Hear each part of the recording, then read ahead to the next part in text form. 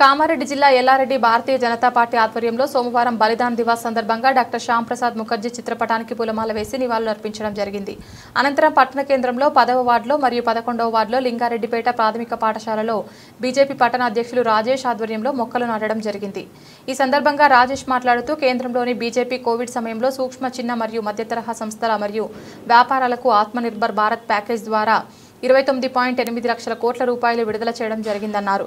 Article 370/35A రద్దు చేయడం ద్వారా భారత రాజ్యాంగ వ్యవస్థలో పూర్తిగా భాగమైన జమ్మూ కాశ్మీర్ మిషన్ ఇంద్రధనుష్ ద్వారా 5.4 కోట్లకు పైగా పిల్లలకు మరియు 1.3 కోట్లకు పైగా గర్భిణీ స్త్రీలకు 12 వ్యాధులకు టీకాలు అందించారని తెలిపారు.